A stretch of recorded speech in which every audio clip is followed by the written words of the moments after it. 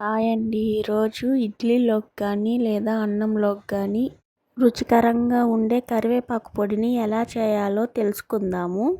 ముందుగా కరివేపాకు రెమ్మలను తీసేసి ఆకులను శుభ్రంగా కడుక్కుందాం. ఆకులో నుంచి మిగతా వాటర్ పోయేదానికి ఆ తట్టలో వేసుకుందాం. అలా మొత్తం కరివేపాకుని ఆ తట్టలో వేసుకోవాలి. అలా వేసుకున్న ఆకులో నుంచి వాటర్ పోయిన తర్వాత ఒక క్లాత్ తీసుకొని నేలపై పరుచుకోవాలి. ఆ క్లాత్ సగానికి కరివేపాకుని పల్చగా చల్లుకోవాలి.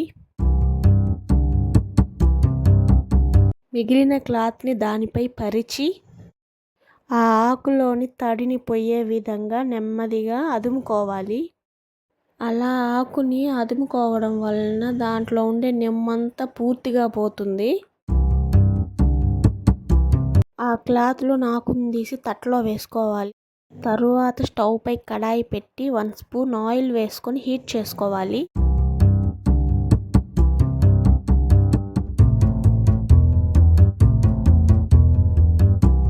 ఆయిల్ హీట్ అయిన తర్వాత కరివేపాకుని ఆ కడాయిలో వేసుకోవాలి.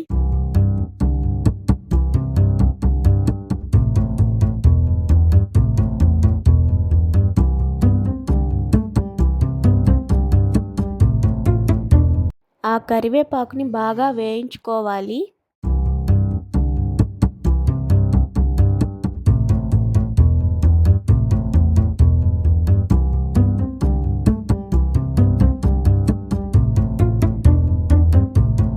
ఆకు ఈ విధంగా వేగే వరకు బాగా వేయించుకోవాలి.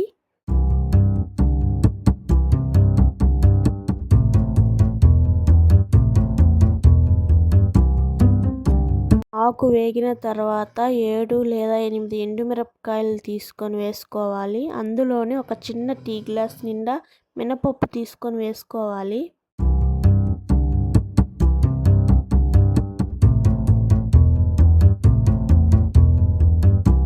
మినపప్పుని బాగా ఎర్రగా అయ్యేంత వరకు వేయించుకోవాలి. మినపప్పు ఎర్రగా వేగిన తర్వాత ధనియాలు 2 స్పూన్లు మరియు జీలకర్ర 2 స్పూన్లు వేసుకొని బాగా వేయించుకోవాలి.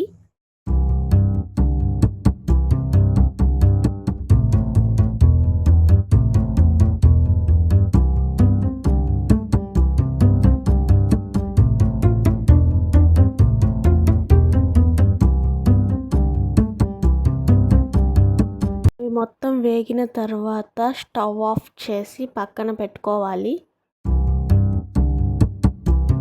అది చల్లారే లోపు చిన్న వెల్లుల్లిపాయని తీసుకొని తొక్కు తీసుకొని పక్కన పెట్టుకోవాలి.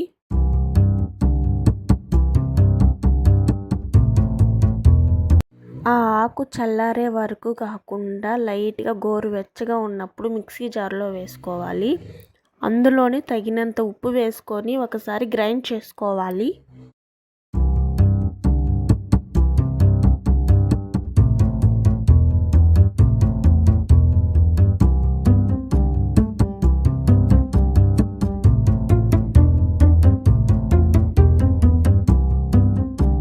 అలా ఒకసారి గ్రైండ్ చేసిన పౌడర్లో మనం తొక్కు తీసి పెట్టుకున్న వెల్లుల్లి రెబ్బలను వేసుకొని మిక్సీ పట్టుకోవాలి. మరీ మెత్తగా కాకుండా బరకగా పట్టుకోవాలండి, అప్పుడే టేస్ట్ బాగుంటుంది.